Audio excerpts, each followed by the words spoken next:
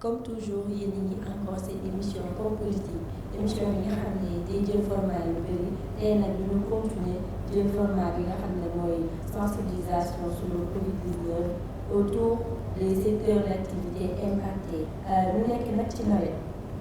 ñu digle ne que saa su ne dinañ dem ci secteur yëpp jël l'homme qu'il faut à la place qu'il faut waxtaan ak moom autour d'un débat constructif productif et positif tey nag ñu ne ci nawet ngeen boo leen gisee décor bi nii gis verdure bi rek seen xel day dem ci agriculture bu ñu nee agriculture nag Sénégal dañ cee am jëwriñ bu mag a mag muy le ministre de l'agriculture ñu tey ñu dalal ko fii suñu plateau Comme Politique fas yéene waxtaanee question yëpp yi nga xam ne nekk na ay question essentielle ci mbéy mi Sénégal. Alors monsieur Baldé ñu bàyyi la nga nuyoo ak askan bi. jërëjëf soxna Dieynab maa ngi lay remercier ci invitation bi ak sa ñëw ci suñu ministère bi maa ngi nuyu sa téléspectateur yëpp di leen ndokkeel ci tabaski bi di leen baalu ak te di leen baal ak. jërëjëf monsieur le ministre gis nañ ne que campagne agricole bi ren melul ni comme yeneen yi ndax dafa ànd ak Covid 19 ñu ñëw ci ministère bi nag gis ne que jël ngeen ay taxawaay yu am solo ñu bëggoon avant tout nga wax ñu nan ngeen commencé yéen xeex Covid 19 bi fii ci ministère bi. waaw jërëjëf soxna Zeynab xam nga yàlla dafa def ne Covid bi déjà ñun suñu cabinet yëpp France la ñu fekk. Covid bi mu yegg France yeggaguloon Sénégal ñu commencé déjà ñun suñu mesure barrière suñu geste barrière foofu ci France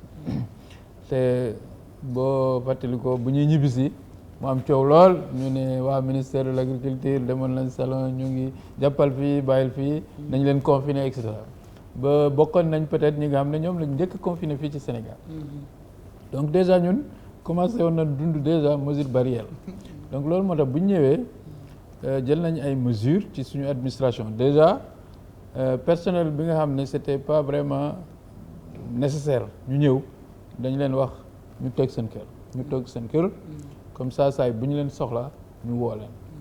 ñu jël suñu matuwaay maanaam def fi yëpp ay gel hydroalcoolique commencé wàññi réunion physique presque dañ ko arrêté man puisque fii am nañu chance mën a def visio di def suñu réunion visio di yónniwante ay mail mais bañ a vraiment daje loolu moo tax mën nañu wax ne yàlla daf ñu sutural en tout cas ci suñu biir ministère bu mbas mi ñëwee ba léegi dégguñu que am na ku ci am feebar bi ñu ngi ñaan loolu mu continuer jërëjëf donc monsieur Baldé campagne agricole lu ren bi lan moo ci nekk say objectif vraiment. waaw comme ni nga ko waxee xam nga campagne bi maanaam dafa di gulet ñuy am campagne bu mel nii. campagne boo xam ne ci mbas lañ ñu fekk. en tout cas ñun ci li ñu xam comme que ci mbas lañ nekk te xam nañ gis nañ ni pandémie bi du problème day feebarloo nit ñi rek wala di reyaate. mais dafa indi gàllankoor bu gën a graaw mais c'est que dafa indi crise économique parce que lu mu imposé mooy dem ak dikk dañ ko tere presque nit ñi duñu saafante loolu moo indi woon ba amoon na jamono ñu jël fii ay mesures yoo xam ne ay couvre-feu ay état d'urgence ak tëj région bu nekk ñu tëj la loolu moo tax par exemple suñu mbokk yi nga xam ne dañu nekk ci mbéyum dër dañu amoon jafe-jafe pour écouler seen production parce que màggal amatul ziar amatul gàmmu amatul donc luuma amatul ñu am jafe-jafe yàlla def ne sur instruction du président de la République Macky Sall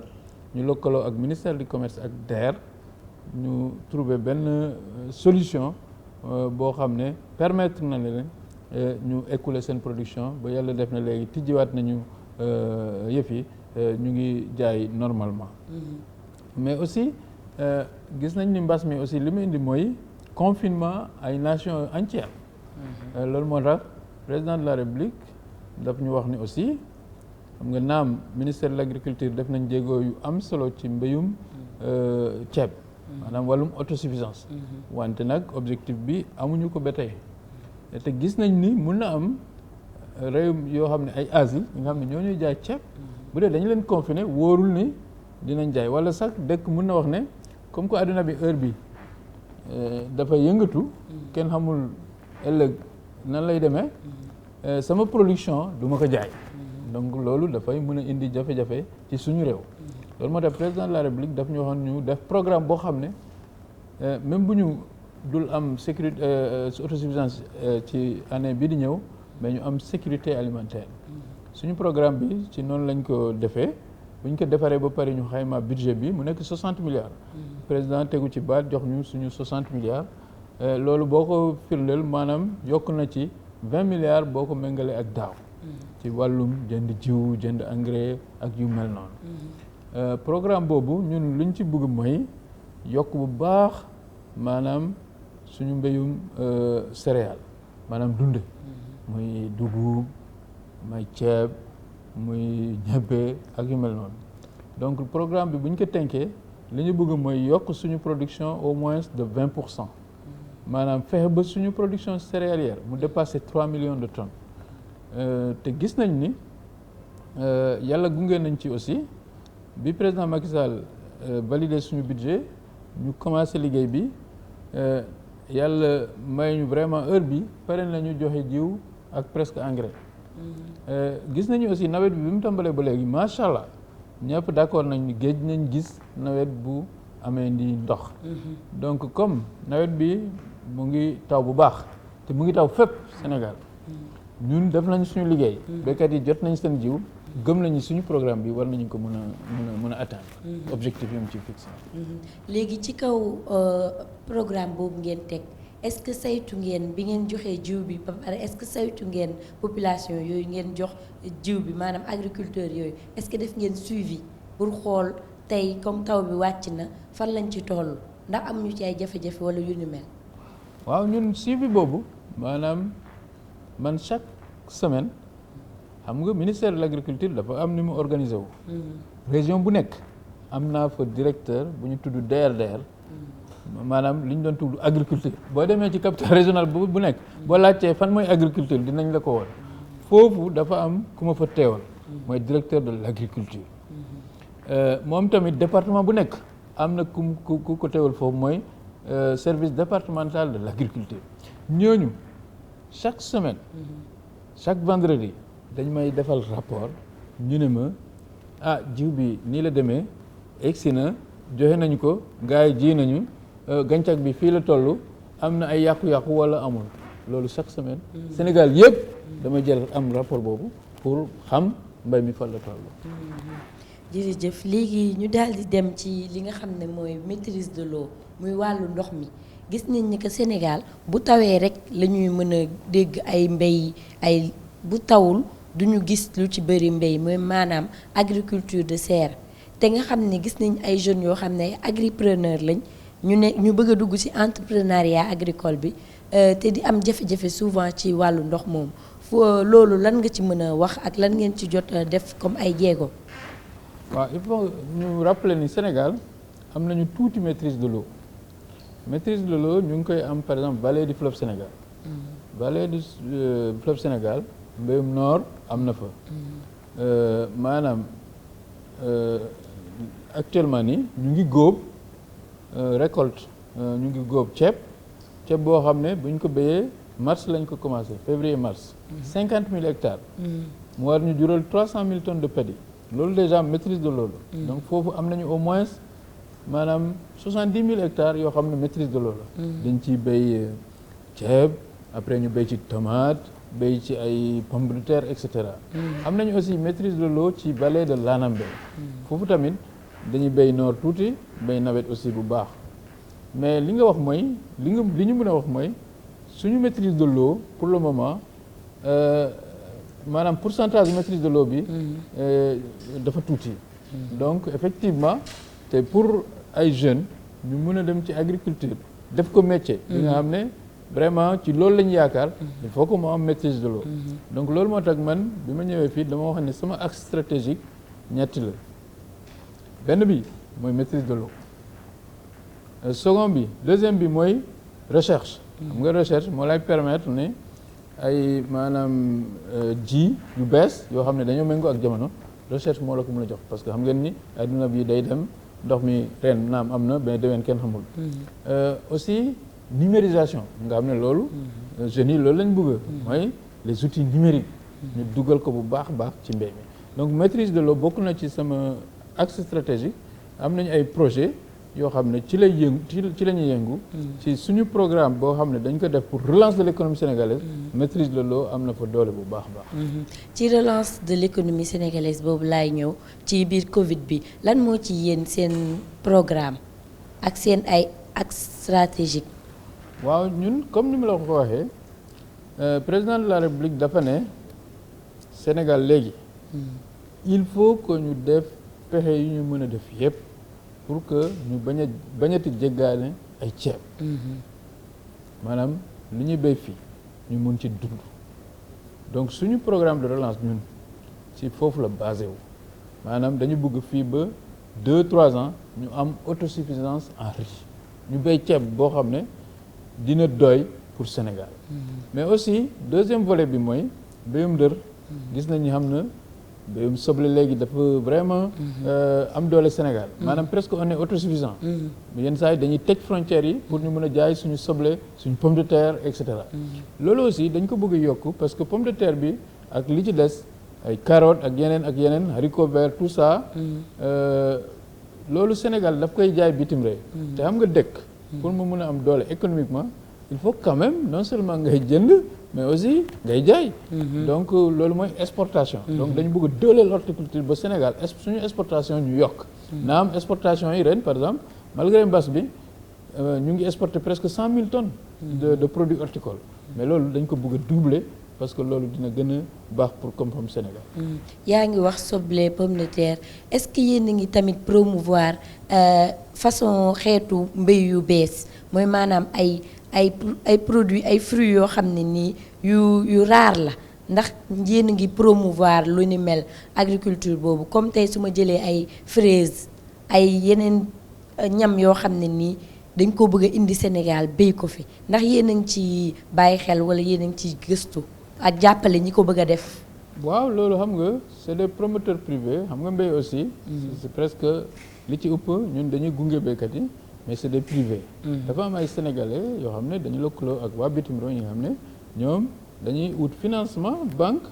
di def seen ferme di liggéey. ñooñu li ñu leen di mën a defal mooy accompagner leen sur le plan technique. maanaam direction de la protection des végétaux. bu dee dafa am lu bëgg a yàq seen ferme ñoom la ñuy woo ñu ñëw traiter leen bu ñu bëggee aussi ay chercheurs ay techniciens pour won leen. ban suuf moo baax pour lii ak lee et cetera loolu yëpp ministère de l'agriculture mu ngi fi pour gunge kuy yëngatu ci affaire agriculture. merci beaucoup léegi dañuy daal di dem ci formation nekk na loo xam ne lu am solo la ndaxte dañuy gis ne que da ngeen di promouvoir mbéy mi fan yi yéen a ngi génnee benn genre campagne boo xam ne pour ñaax jeunesse bi ñu dugg ci mbéy mi. léegi jeunesse boobu tey bu ñu bëggee dugg ci mbéy mi il faut que ñu am formation boo xam ne day nekk théorique ak pratique ndax yéen am nga ay jéego yoo xam ne yéen a ngi koy def ci wàllu formation agricole fii ci Sénégal. waaw xam nga gouvernement Sénégal dafa organisé wu. dañu am ministère de la formation professionnelle. mais ñun ci suñu ministère effectivement am nañu bureau formation professionnelle. bureau boobu moom mooy gérer par exemple école horticulture bu Cambérène. moom mooy gérer école agriculture bu nekk Ziguinchor. nga xam ne ñu ngi former vraiment ay ndaw yoo xam ne dañu xarañ ci affaire agriculture. mais loolu li muy concerné mooy public bu tuuti la. loolu moo tax ñun dañu am convention ak ministère de la formation professionnelle bi nga xam ne sama natango Dame Diop moo ko yor. pour ñoom ci seen programme yi. ñu sóoraale agriculture. loolu moo tax par exemple ñu ngi tabax ay centre ci Sénégal yëpp ñi nga xam ne ay cluster lañ ko tuddee. di tàggat nit ñi ci horticulture. ci mbéyum horticulture ak mbéy bu mënta nekk. am nañu yeneen xeetu centre de formation muy Saint-Louis yooyu aussi ci loolu la ñuy yëngu. donc volet boobu am nañu ISEP yi am na aussi les universités am na aussi école d'ingénieur yi nga xam ne ministère de l'enseignement supérieur moo leen di gérer. mais yooyu yëpp maanaam dañuy former ay ingénieurs agricoles ay nit ñoo xam ne vraiment ci production mais ñun aussi am nañu lu ñuy tuddee le conseil agricole maanaam agence ANCAR agence nationale du conseil rural moo ko yor ñoom tamit ñoom ñooy gérer di jéem a former producteurs yi ci seen gox fekk leen ba seen gox former leen pour ñu mën a vraiment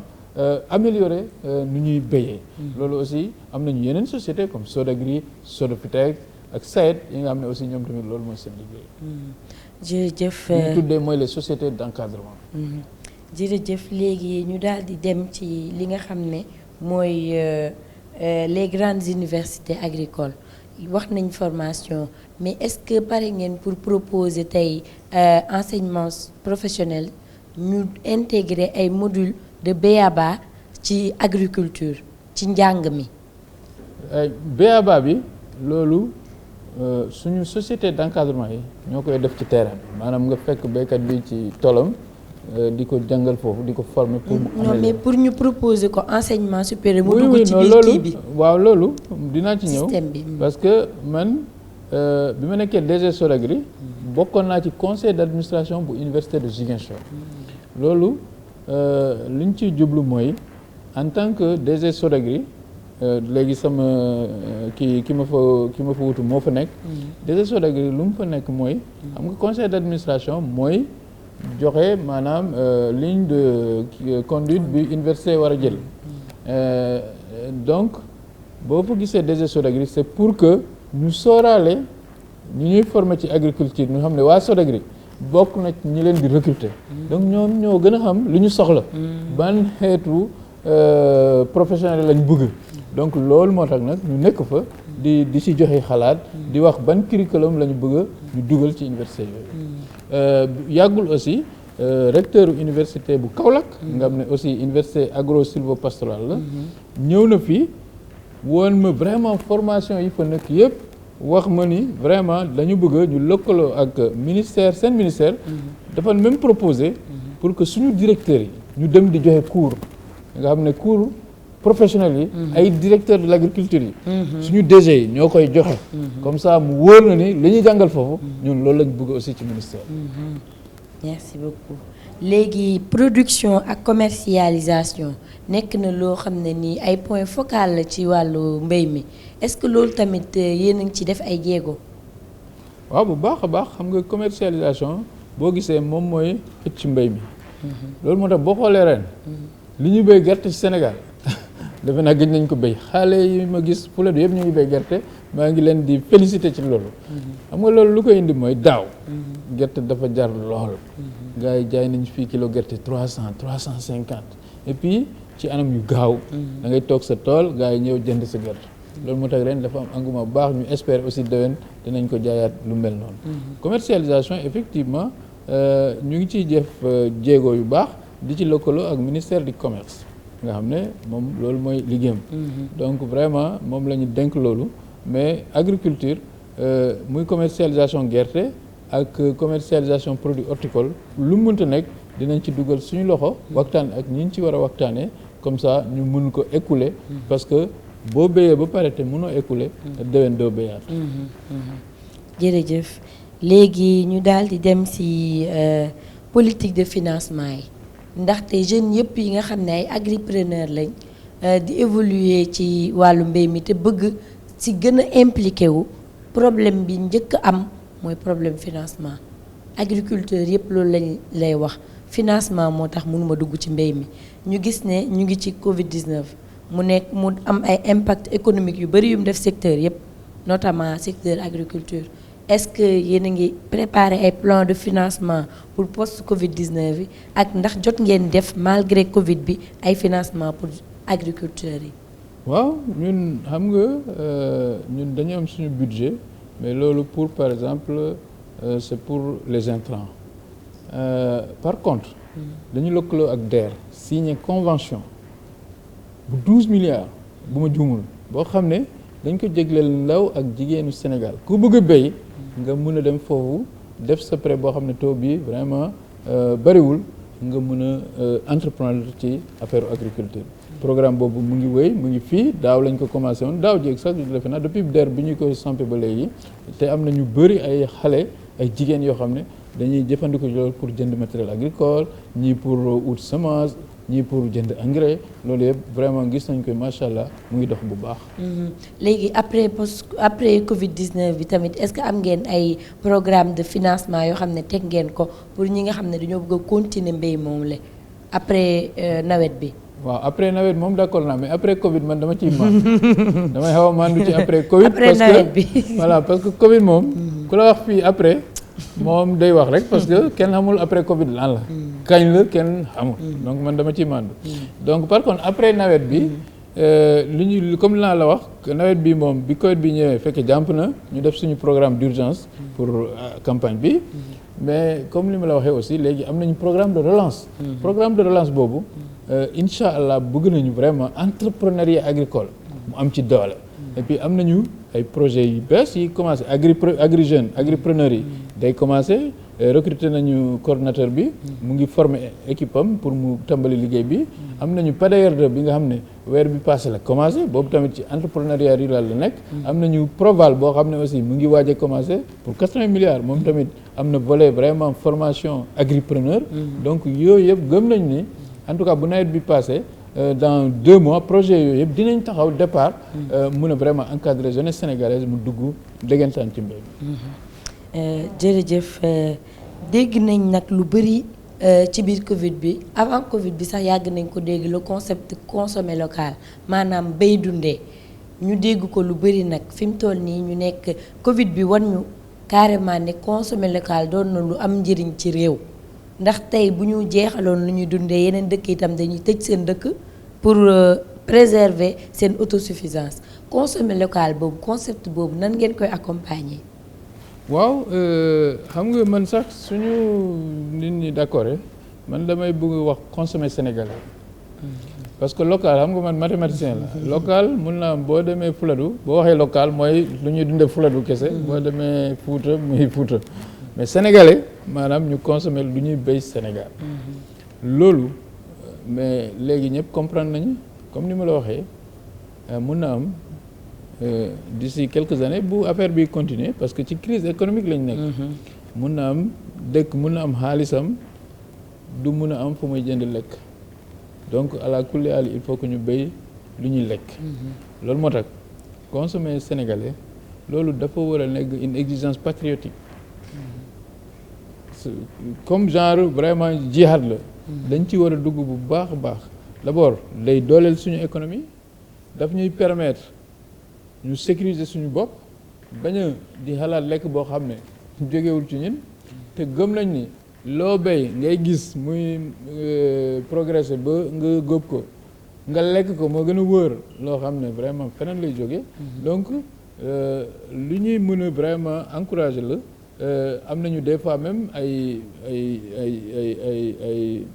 entrepreneur ay maanaam ay homme d'affaires yoo xam ne ñu ngi ci affaire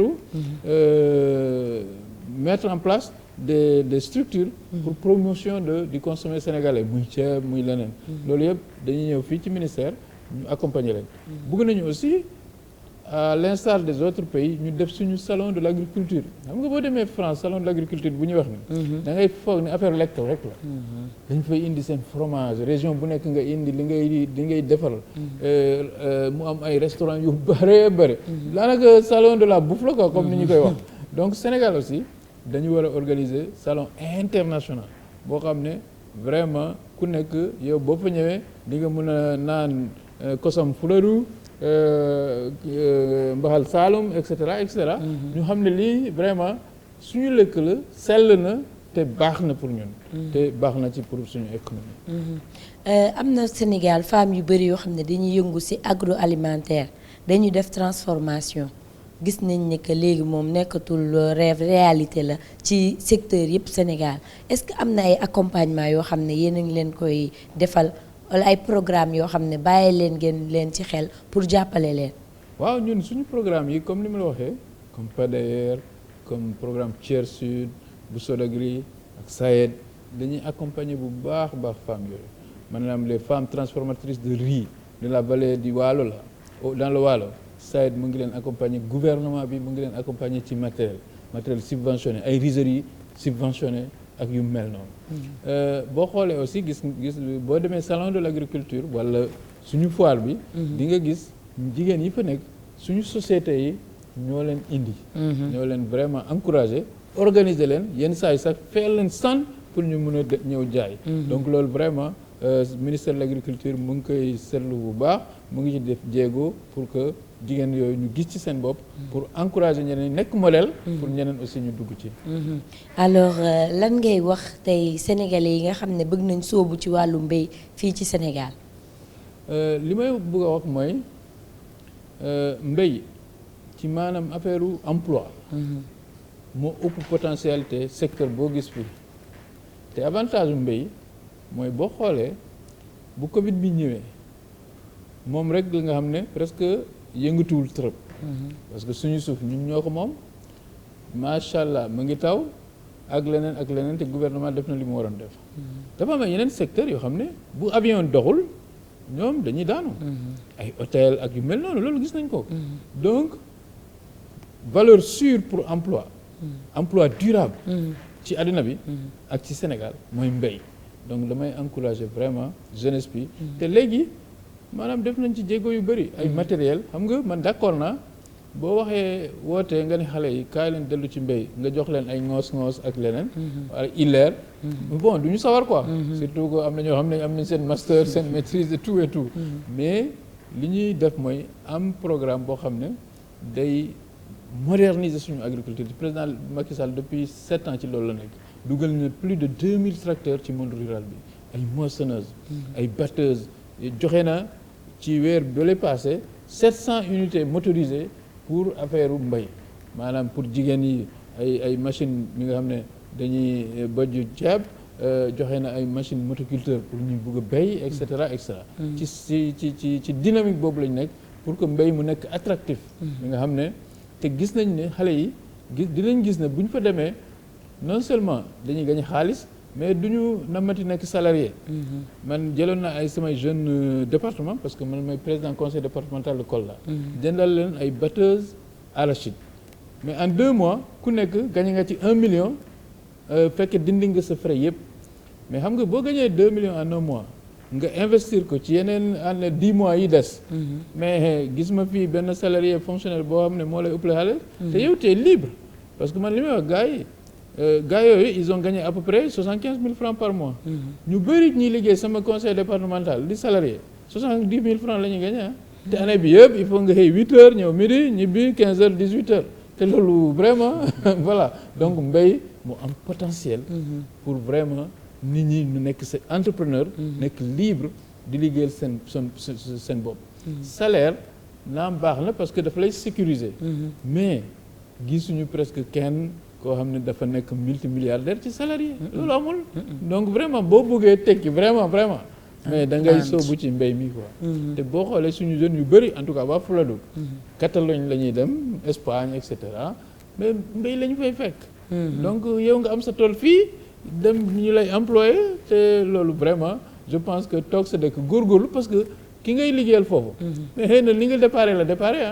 amuloon xaalis mu def ko ndànk ba après am exploitation boo ko defee sa dëkk nga def ko incha allah. jërëjëf lan mooy tey message bi nga xam ne bëgg nga ko lancer population sénégalaise ci jamono yi nga xam ne Covid bi muy gën a avancé cas communautaire yi ñuy gën a bëri ci dëkk bi. waaw loolu li ma ciy wax mooy xam nga Covid bi du problème Sénégal. Chine la départ law Asie yëpp ñëw Europe vraiment def Europe loo xam ne kenn mësul xalaat sax Europe dina am jànkonteel problème yu mel noonu ci santé. ñëw Afrique yàlla may ñu doole bi mu fa amu ko ay Afrique. ñu espérer loolu dina continuer. Sénégal bi mu fi ñëwee président Macky Sall dafa def benn programme de résilience ci wàllu santé ci wàllu économie bañ ñu dax liggéeykat yi et cetera programme boobu dikkee nag Sénégal 1000 milliards. loolu presque boo xoolee ci àdduna bi amul benn dëkk bu def programme bu mel noonu mu am fii ay mesures yoo xam ne nag mesure état d'urgence couvre-feu ñu métti loolu ci sénégalais yi ba ñu dindi ko mais mesures yooyu méngoowul ak li ñu teg Espagne wala Italie wala France. Italie ak France wala Espagne dafa amoon jamono munoo génn sa kër. ku nekk sa kër ngay toog 24 heures sur 24. pour nga génn il faut nga am autorisation wane ni yow da ngay dem marché pour jënd lekk. ñu autoriser nga dem jënd lekk ñëwaat xam nga loolu nag ñun Dieu merci. loolu egguñu foofu mais bu ñu demee ba ñu gis ne mbas mi léegi ñu ngi koy comprendre parce que au début kenn comprendre wul am ay dëkk comme France amoon na jamono ñu ne masque amul njëriñ. man foofu laa nekkoon temps yooyu ñu ne masque amul njëriñ. ñu léegi dem nañu ba 6 mois parce que Covid 19 la tudd. décembre la commencé loolu moo tax ñu tuddee ko Covid 19. léegi ñu ngi 8e mois donc adduna bi depuis 8 mois mu ngi jànkonteel. donc scientifique adduna yëpp jàngat nañu affaire bi ba heure bi li ñu xam mooy amuñu garab boo xam ne maanaam da ngay dem médecin bi bindal ordonnance nga dem naan ko espérer weer. loolu amul vaccin pour le moment dañ koy séntu ñu ne fii am na mais amul pour le moment yegg seegul Sénégal mais aussi gis nañ ne dafa am mesure buñ ko defee mun na wàllante bi day wàññeeku parce que comme ni may wax xam nga sibiru loolu yow moo ko joxe xam nga mënoo nekk fii di def réunion ak yooyu nga ne leen def leen lii da ngay ut sa sànke moustiquaire imprégné wala ngay pomper sa affaire ngay dóor moustique yi du daanu nga rey leen mais lii wàllante nit ak nit la mais au moins nit ak nit wax nañu lu ñu war a def pour ñu bañ a wàllante mais lu tax duñ ko respecté donc loolu faw ko defuñu ko mbas mi du wàññeeku parce que contamination bi dafa gaaw xam nga man sax tuuti ma xaw laa wax ne ñun ñaari dañu xaw a jegante fii tuuti donc respect des mesures barrières moo ñu ci génne parce que teg population lu ëpp weer amul benn dëkk bu ko atteindre économiquement parce que nit ñi il faut ñu lekk te nit mais binduñu ko pour nga am sa forme toog sa kër doo dem juma doo dem seeti sa mbokk doo fete doo non loolu binduñu nit noonu donc loolu moo tax bu ñu sàmmul mesure barrière damay ragal mun nañ dem ba ñu delluwaat ci mesure ay couvre-feu état d'urgence yi nga xam ne maara deetaana donc loolu moo tax nit ñi dañu war a jël am prise de conscience li ci des mooy dama koy wax jeunesse bi wax naa ko tout le temps dama koy wax xam nga mbas mi li ñu jàngat mooy mun na wàll ku ne muy prince bi muy man muy keneen mun na ko wàll wante nag li mu ëpp li muy faat mooy mag yi loolu adduna bi yëpp la du Sénégal kese noonu la mbas mi tëddee jeunes yu bëri dañ koy am dañuy sëkkat ñaari jours wala lu ñu am benn symptôme sax ñuy war dëkk bi du ñu teg masque di wàll ay seen papa seen yaay wala seen maam ñooñu gaañu xam nga loolu aussi c'est d'une responsabilité personnelle mais loolu bu doon Sénégal rek moo ko wax ñu ne lii politique la mais lu ñu wax Sénégal wax ko Maroc wax ko Europe wax ko Amérique xanaa damay dégg ñu ne complot mais adduna bi yëpp dañuy décider nii def complot contre qui mais loolu moo jaaxal dañuy compléter xam nga bu doon sax Sénégal ñu ne day compléter contre beneen dëkk wala beneen dëkk ñu ne day compléter contre Sénégal mais adduna bi yëpp ñu compléter contre qui non loolu quand même loolu man complot boobu xam fan la koy jël donc nit ñi il faut ñu comprendre l'heure est grave xam nga lu tax xam nga Sénégal président Macky Sall dafa góorgóorlu bu teg ñu ci émergence loolu àdduna bi yëpp d'accord ne Sénégal suñu koom-koom chaque année dañuy am croissance bu ëpp 6% mais ren économie si yëpp d'accord nañu 1% de croissance la ñu nar a am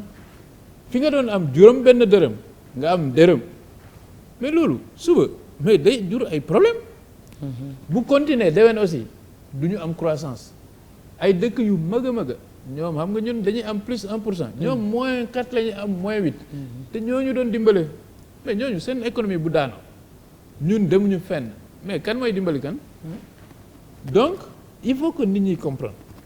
que mbas mi du problème santé kese mun na am crise économique boo xam ne en tout cas am na ay économistes ñu jàngat affaire bi ñu ne crise économique bi ñu nar a dem nii depuis 80 ans amul ci àdduna bi maanaam guerre mondiale. crise yi mu indi woon loolu moo ñëwaat donc il faut nit ñi comme que du guerre lañ nekk te ku nekk xam nga wax nañ la lan nga war a def pour bañ a wàll sa morom bañ a layal affaire bi mais quand même ñu def loolu. parce que man li may gën a moytu li may du pour yow nga wàllu man ma bañ laa wàllu loolu lay moytu loolu moo tax may task parce que quand même quoi qu'il arrive boo fi wàllee nit waxuma c'est un assassinat mais d'une certaine façon da ngay am sa responsabilité foofu te kooku ñaata nit la wàll yow xamoo ko da ngay gis nit yi ñu ne la toogal sa ville wala sa région nga def France dem beneen région mbas mi ñëw fa après ñu ne 5 cas communautaires 10 cas communautaires 20 cas contacts 5 morts mais loolu bokk nga ci donc nit ñi il faut que vraiment ku nekk nga xam sa responsabilité tabaski bi waxoon nañu fii buñ ko sañoon ku nekk fu mu la fekk nga topp defuñu noonu mais lan lañ jural ñaata cas la ñu am depuis tabaski ba léegi defe naa cas yi ñu am depuis tabaski ba léegi moo ëpp cas yi ñu amoon depuis mbas bi mu ñëw ba tabaski donc loolu amul tricherie c'est-à-dire da ngay nangu li science bi wax mbas mi ñu mun ko arrêter ñu bañ ko nangu mbas mi day law te bu lawee Sénégal dañ koy isolé xam nga ni Europe heure bi nee nañu ñun bokkuñ ci liste boo xam ne mën nañ dem foofu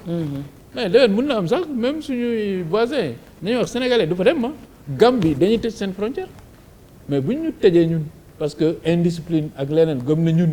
on est un pays à part on est un peuple à part nga xam ne loolu moo ñuy nax tout le temps ñu gëm ne ñun ñoo mën gaay ñun ñoo leen ëpp xama loolu day fekk après nag dañuy daanu ba suñu moytul foofu la ñuy jógee ci émergence définitive. merci beaucoup monsieur le ministre si dalal bi ñu dalal tey ci suñu émission Comme Politique ñu daal di lay wax rek nga lancer sa dernier message ci ñëpp ñi nga xam ne ñoo ngi ci secteur bi nga xam ne moom nga yor muy secteur mbéy mi ci nawet bi fi ñu toll nii. waaw jërëjëf damay wax samay mbokku béykat yi ñu gën a fagaru parce que Sénégal ci mbéy la yaakaar te yàlla dafa def ne ba léegi ci li ñuy dégg mbas mi layul ci monde rural dañuy ñaan ñu góorgóorlu loolu mu continue gis nañu aussi ne comme ni ma waxee bi mbas mi ñëwee Macky Sall dafa def effort bu baax yokkal ñu suñu budget 20 milliards ñun tamit malgré mbas mi ñu góorgóorlu bu jiw fu mu waroon dem mu dem fa engrais fu mu waroon dem mu dem fa yàlla aussi baaxee ñu ren en tout cas nawet boo xam ne macha allah gën nañ gis nawet bu tàmbalee nii ci ndox donc comme que yooyu conditions yëpp réunir na nañuy ñaan gars yi rek ñu gën a góorgóorlu ñu am production bu baax récolter ko ci anam yu normal Sénégal jóge fa delluwaat ci émergence bi mu nekkoon wasalaam jërëjëf jërëjëf yéen ñëpp ñi ñu doon seetaan tey seen émission Comme Politique nga xam ne dafa parcourir encore les secteurs stratégiques ñu nekkoon tey dans le vert du Sénégal dans l'agriculture maanaam mbéy mi dalaloon tey monsieur le ministre mu dalal ñu fii ñu waxtaan ak moom ci question yëpp yi nga xam ne laaj ci ngeen ko ci wàllu mbéyum Sénégal ñu leen di remercier bu baax di remercier équipe technique bu jeune bi nga xam ne góorgóorlu nañ bu baax pour production bi jaar yoon di leen jox dig daje seen beneen émission Comme Politique jërë ngeen jëf.